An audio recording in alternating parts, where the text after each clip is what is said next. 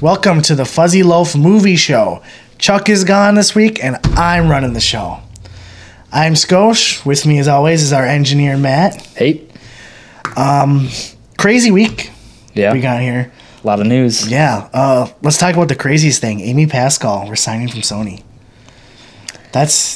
If you don't know anything, Amy Pascal's the co-chair of Sony Pictures, and after the whole Sony leaked debacle fiasco, I was trying to say debacle and fiasco at the same time.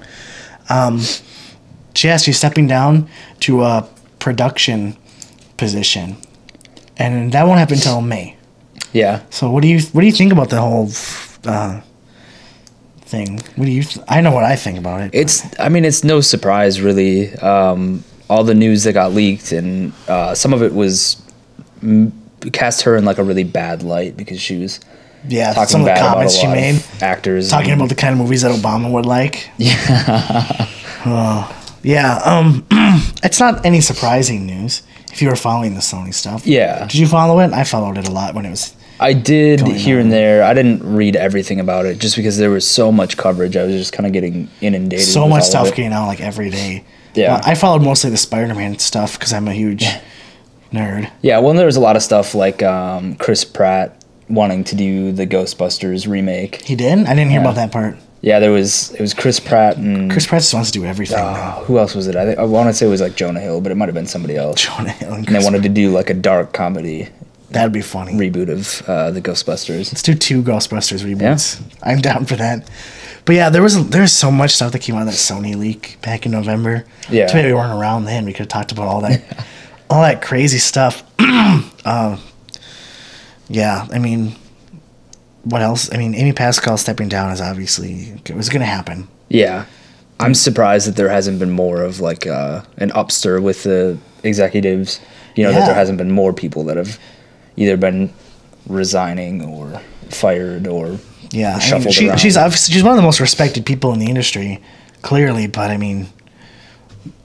when something that big happens and all that dirty laundry that got aired with the leaks, you knew something was going to happen. She's going to step down or something or other.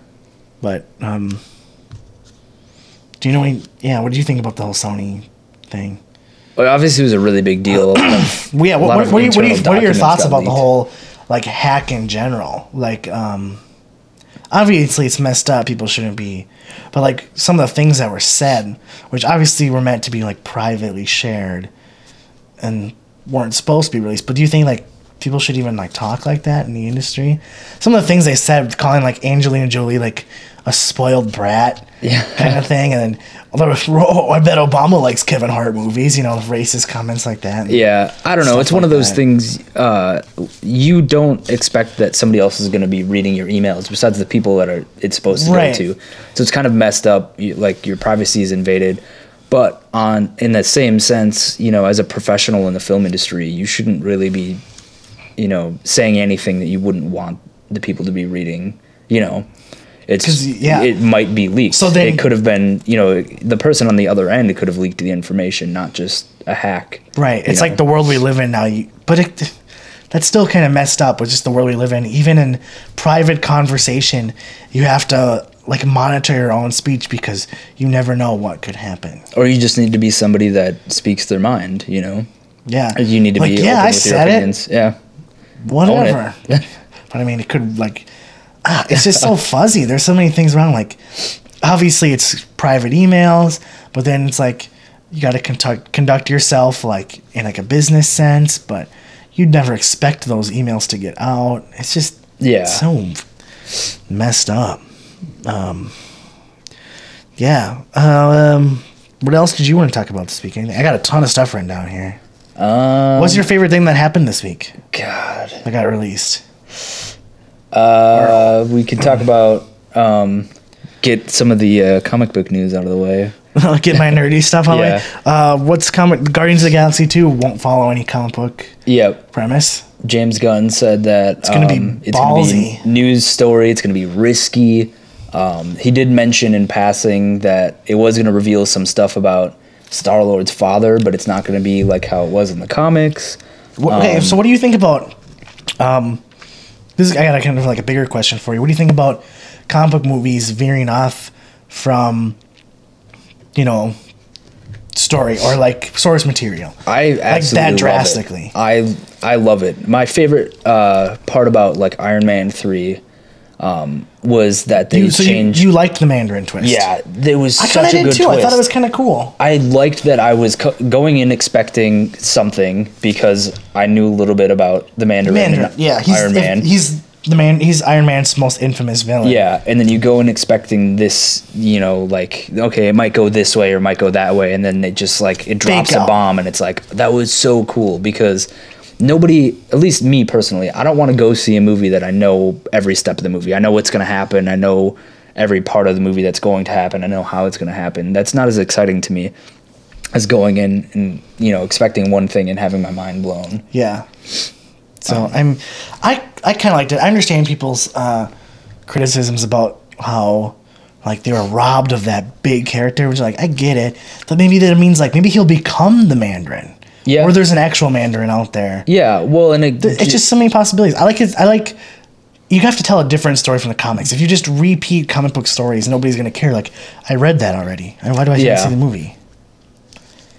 Yeah, I agree completely. And it happened even not in superhero movies, but in like Star Trek and Star Trek, the most recent one, Star Trek 2. Oh, the whole Khan thing? Yeah, how people were, it's like, oh, well, he's this character and he's got all this baggage with him and like they changed things about him. But it's like, so what? It's a different telling of the story. Yeah, get over it. It's supposed to be different. Yeah. I think that Guardians thing's kind of cool. Yeah. I mean, so it kind of it kind of gives even the readers of the comics more incentive to see the movie because I'm like, oh, well, I don't need to see Guardians 2 because I know his dad's Jay Son of Spartax or whatever. Yeah. And now they're saying, guess what? He's not going to be that guy anymore. Like, well, now I need to see it because now I want to know who his dad is. Yeah. It's giving that surprise thing.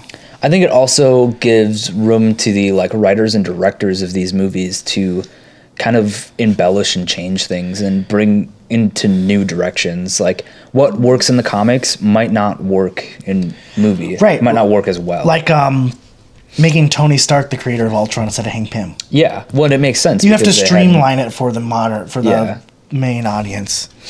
I think that's what. Isn't that the only comic book news we have? There was also some female casting news for Deadpool. Yeah, yeah. I don't know who those people would play. I'll bring up the. This is the most interesting thing, I guess, was I don't know what female lead or like what female they would play from the comic. If anyone knows anything about Deadpool, let us know. Too bad Chuck's a huge Deadpool fan. Too bad he's not here. Yeah. He'd know some stuff about Deadpool. But I don't know any Deadpool female characters that they could play. I should go back and read some Deadpool comics, but yeah. So we had Crystal Reed, who was from the new Teen Wolf series on MTV. I never saw that. It's not terrible. It's not great. People like it. I mean, apparently. Yeah, Ashley likes it. Okay, let's see. We also had Marina Baccarin. I'm not sure if what that's was she how you from pronounce it. again? She's from Firefly. She was in Serenity. She's most recently in Gotham. She's been in a few other big things. Then we have Taylor Schilling of Orange is the New Black. She's the blonde from the show. She'd probably be interesting because Orange is the New Black, isn't that kind of like a dark comedy? Yeah, it is. Yeah, and her character especially plays like a lot of the comedic relief of the show. Yeah, so she'd probably be good on Deadpool, keeping up with the dark. Because that's what I imagine Deadpool would be, like a dark action comedy. Yeah. Well, that's what I hope. It has to be an R rating. If it's not an R rating, it's R just mostly for gore, because that's just Deadpool's character. Yeah. Well, I mean, I'm sure there's a lot of gore in PG-13 nowadays. Yeah, the test footage that they had, he was swearing too. He cut off somebody's head. He did and like played with like a puppet. Yeah. So I mean. Yeah, I imagine it has to be an R. But it has to be. Yeah. I mean, it doesn't. It's hard. It's got a smaller budget, Well, that's what it's going to Ryan have a Reynolds said. smaller budget anyways. There's nothing. Well, yeah, 'cause even if it's PG-13. Yeah, but I think they could go with the R, and it could end up being like a pretty high grossing R-rated movie. Yeah, I mean, we're seeing that that's happening now. 50 Shades of Grey is on track to, or American Sniper, one of the highest grossing R-rated movies of all time. Yeah, 50 Shades of Grey looks like it's going to be on track to be one of the highest. I'm sure it will top American Sniper. So many people are seeing from the tickets that are already sold out for that movie. I think we had talked about this previously, but I think it was like the highest selling pre-sale for R-rated movie. It's been sold out. It's been selling tickets for like months. Yeah.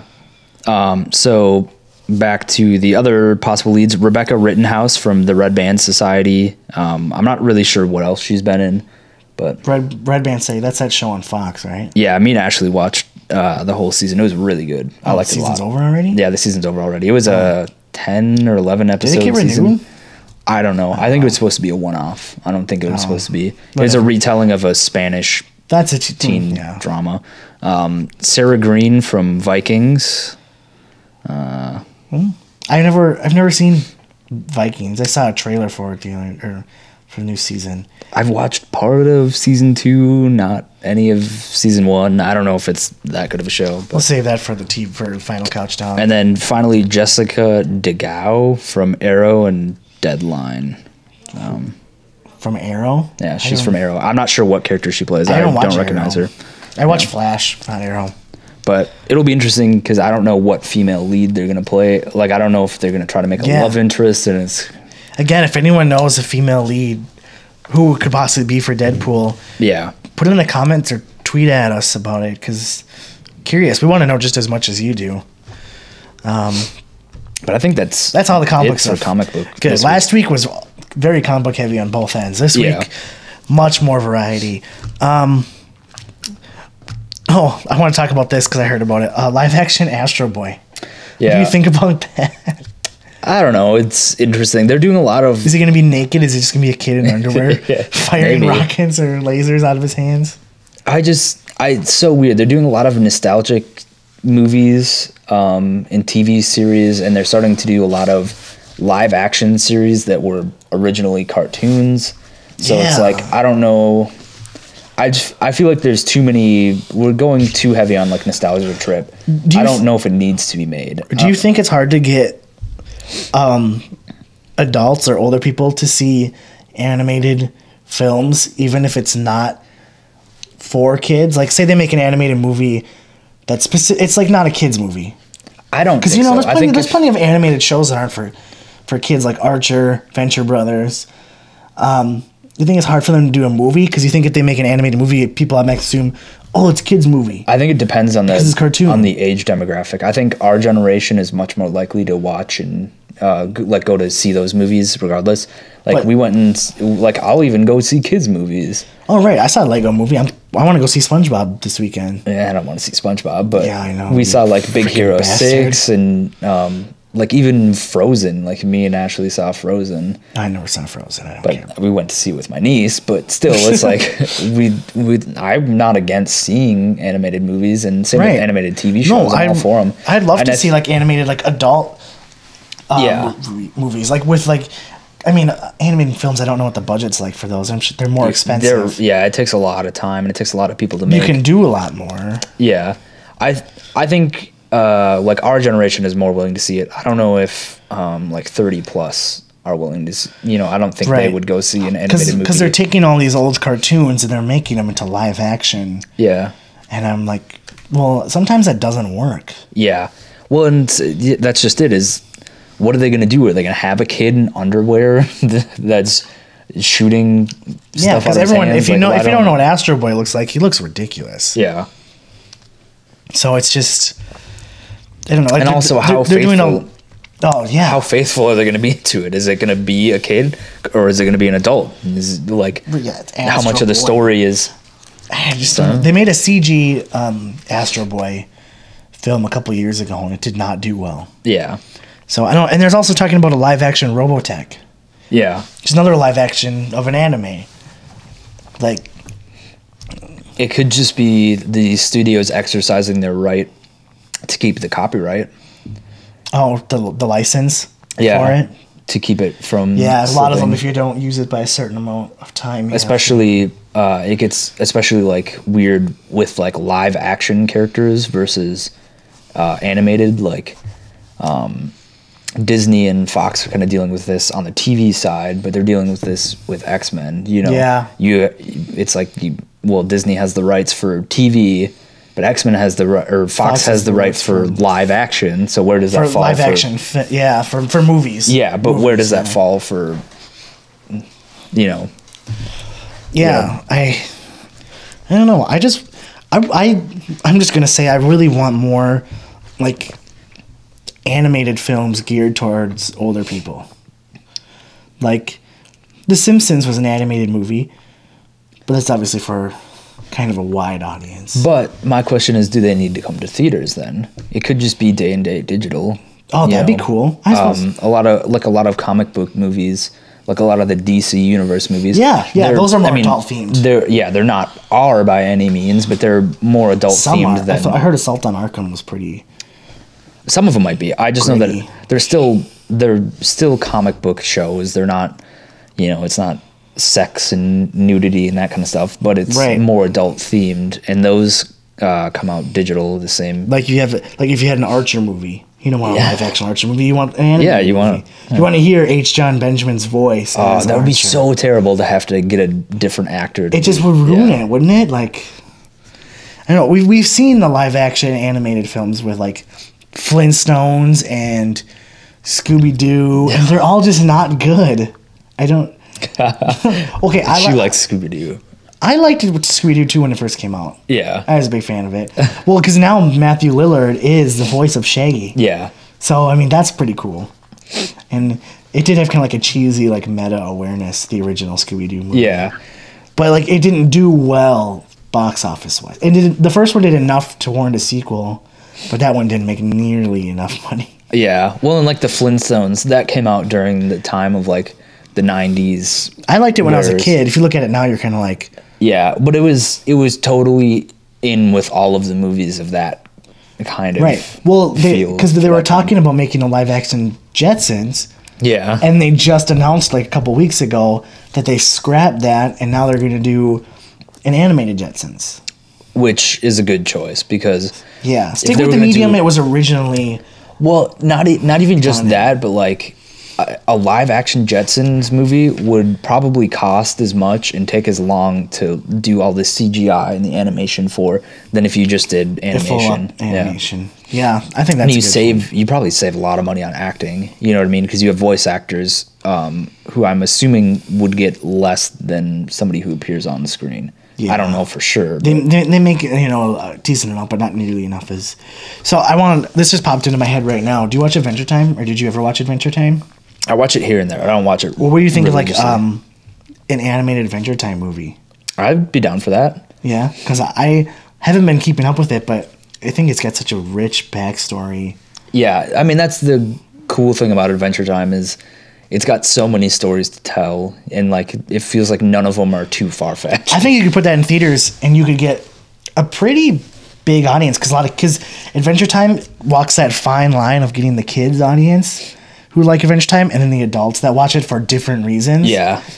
I'm not just like getting high and watching Adventure Time, but like, because I don't get high and I watch Adventure Time, and I just think it's such a cool like lore. A perfect example is my niece likes Adventure Time. She's 6, turning 7 soon. And she likes it. She doesn't get all the jokes, but I can watch it and enjoy it while she's watching. Right. It's like when I was a kid, I used to watch SpongeBob. And my dad would watch it with us because he loved it because he got all the adult jokes. Yeah. So all the jokes that I get now, I don't know. I think more animated films would be cool. Yeah, I'm all for it. Yeah, something that can get adults. I want more adult-oriented animated films. Yeah. Yeah. I was gonna do a really bad segue. It's like, speaking of adult, and I was like, oh, that doesn't make any sense. That was dumb. So I'm just gonna say this: Neighbors 2 was given a May 2016 release. Yeah. Did you see the first one? I did. Me and Ashley saw it in theaters with a couple of our friends. Did I see it with you? You might have. Did he see it with us? I think I saw it with you. You might have, yeah. That might have been how we, because we. Did we go to dinner beforehand and then see it? Maybe. I know I think Megan and Derek. Megan and Derek were there. So we totally saw it together. Okay. Well, we saw it together. This isn't awkward at all. I wasn't sure if I saw it with you guys or if I saw it with my roommates. I know we saw it with somebody. Yeah. Oh, that was, I don't know. Well, shows how much we pay attention. But are you excited for a sequel to that? Yes and no. I thought it was funny, but the end kind of felt like the end. Yeah, I don't how know do you where make they're a going to take sequel it. to that? Like what? Who's going to be in the sequel? Well, and is it going to be Dave Franco and I'm not going to remember his name now. Pretty boy. Zac Efron. There we go. Boy. I can't remember his name. He is pretty. He's a gorgeous man. But are they going to be the neighbors again? Or is it going to be... Because that'd be dumb because they resolved their conflict. Yeah. Or is it going to be, maybe Zac Efron is a grown-up with a wife who just got a kid or something. Zac Efron is really good in comedy, I think. Yeah, just like Channing Tatum. We were talking about this before. Yeah, we were watching the Magic Mike trailer for a different special video we're going to post. And we were both agreeing how, almost called him Magic Mike, how Channing Tatum is really good in comedic roles. Yeah. And Zac Efron is good in the comedic roles. But the movie wouldn't be the same without Rose Byrne and Seth Rogen. Those two are just so maybe he funny. Calls them in for help to go screw with his neighbors. Yeah, who knows? Or maybe it's a whole different... Maybe it just keeps the neighbor's name, but the whole premise doesn't have to do with the neighbors. Yeah. I don't know where they're going to take it. Or maybe... But see, that's the thing. I'm interested to see where they take it. Like, I want to see this happen. No, because I want to see what... It was a good movie. It made me laugh a lot. There was a lot of really funny moments. But it wasn't too serious and didn't, it took itself really lightly. I just thought that ending was funny. Yeah, it was really funny. I say bring it on. Comedy sequels are just very hard to execute because it can be hit or miss. Yeah. But I have faith that it'll be pretty good. I don't know who wrote Neighbors. I'm pretty sure it was Seth Rogen and... his writing partner? Yeah, Goldberg. Something Goldberg, I swear is his name. Yeah, we'll look it up. I'll look it up. We'll look it up and just look it up later and we'll add an annotation saying what his name was. Just to, I think it's like Aaron Goldberg or something like that. Something like that. I know. They did the interview together and stuff too. Yeah, they do a bunch of movies together. And This Is the together. End and all that stuff. Well, yeah. So, Seth Rogen. Here's a segue. Steve Jobs movie. Michael Fassbender as Steve Jobs. Yep. And because Seth Rogen's in it, he plays Steve Wozniak. What do you think of Fassbender as Steve Jobs? I think it's a really weird casting because Michael Fassbender is a giant and he's like an Adonis. He looks like he's carved from marble, not like some nerdy mid-20s. Well, this movie went through so much to get made. Yeah. Because it was originally at Sony, and then there was a bunch of crap that went out with the Sony hacks about it, and I think it ended up moving over to Universal. Yeah.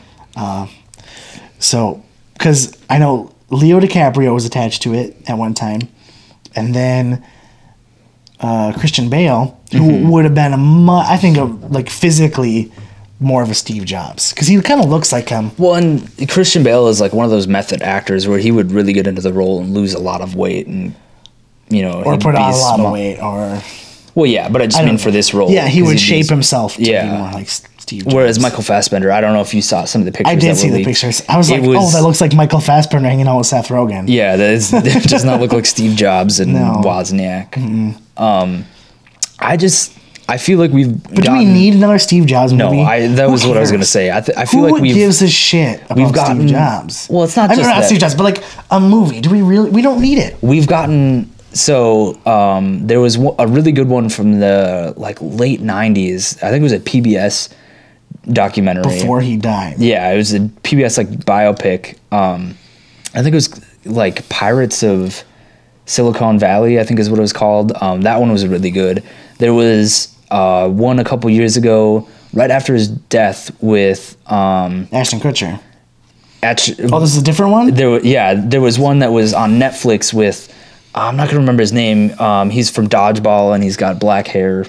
He's like this skinny dweeby one. Justin Long. Justin Long. There we go. I couldn't think of his name. I didn't even know it was a thing. Yeah, he was him and the big guy from Lost, who played Wozniak. Oh, it was kind of like a Hurley, whatever. Yeah, it was like a low budget, like over the top comedy biopic. That's weird. Yeah, it was really weird, but it's like we've gotten so many of these, and do we really need another one? Well, yeah, because we had that Ashton Kutcher one. I just think it's unnecessary. Yeah. But it's getting made whether we like it or not. Yeah, that's true. Am I going to see it? Only if I have to. I probably won't. I didn't even see the Ashton Kutcher one. I heard Ashton Kutcher was good in it. He really tried. Yeah. But the movie just wasn't that interesting. Well, it's just there's so much you can tell, but I don't know if you can tell it in a compelling way to be a movie. It's more of a documentary, I think. Yeah, it'd be an interesting documentary, but a biopic. Yeah. Not so much. I don't really care about that. Yeah. What else happened this week? We got Lionsgate wants to make more Hunger Games movies. No surprise. Go figure. So far, milk it for all it's worth. For the 3 movies that they've released so far, and they still have the last part of the 3rd movie that they're releasing.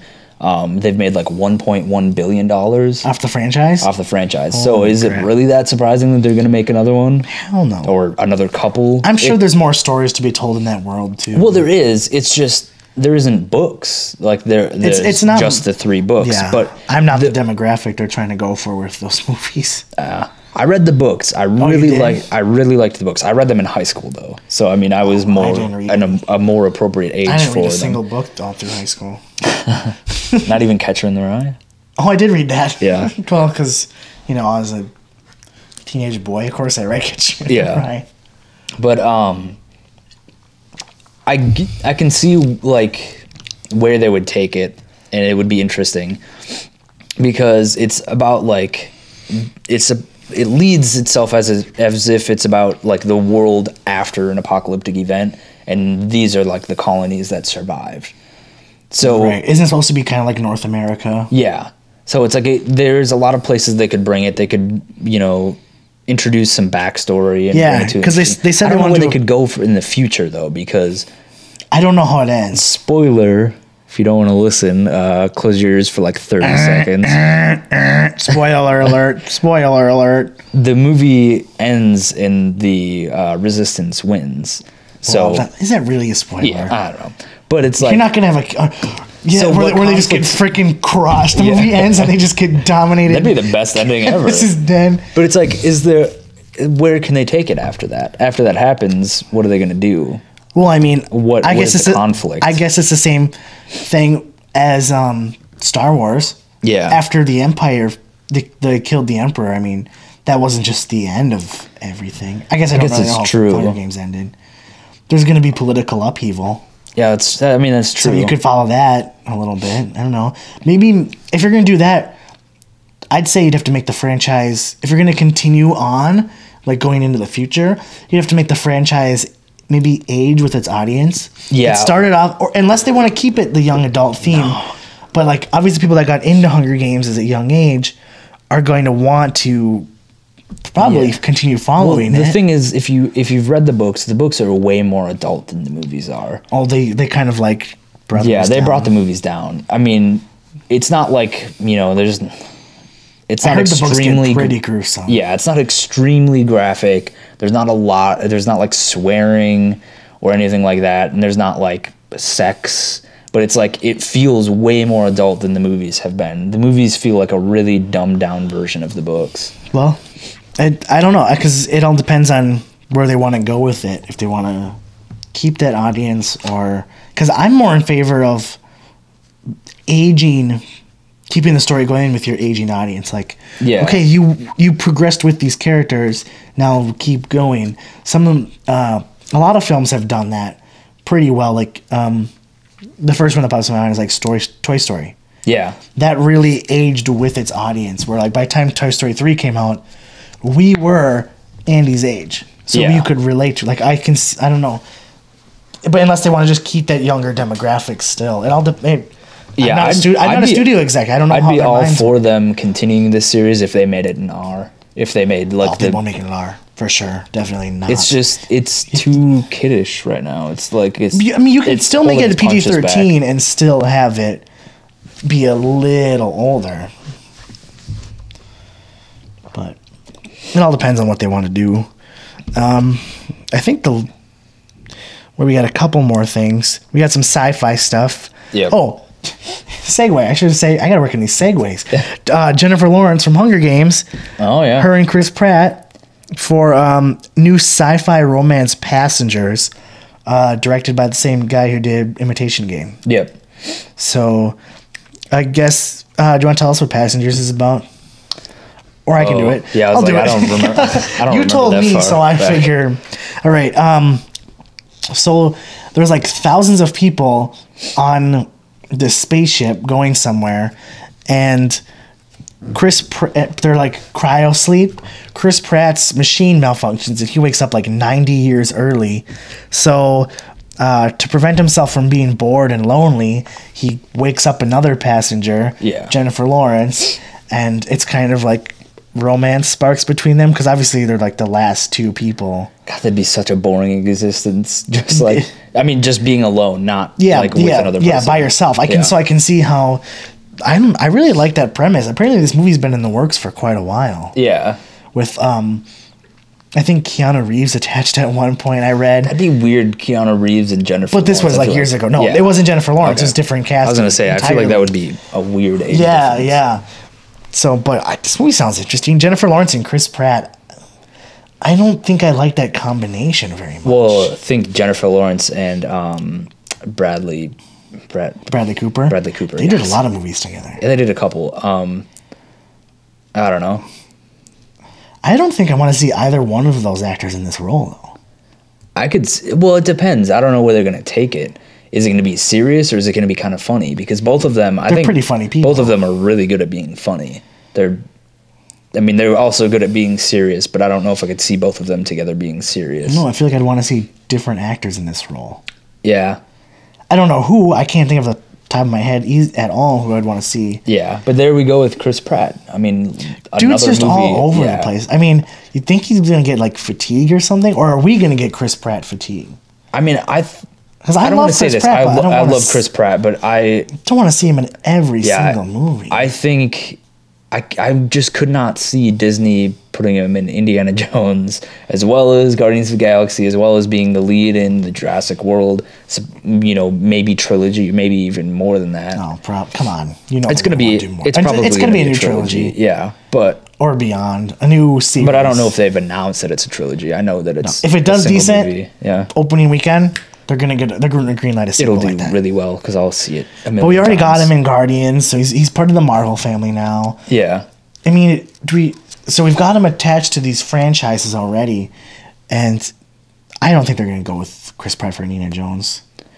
I hope they don't. I love him as an actor. I love Chris Pratt, but I don't want to see him as Indiana Jones. It's just he's in too many big things. I get it if it's like small roles, but these are movies that he's potentially going to be in the Marvel Cinematic Universe for like the next 6 years. Yeah, depending on.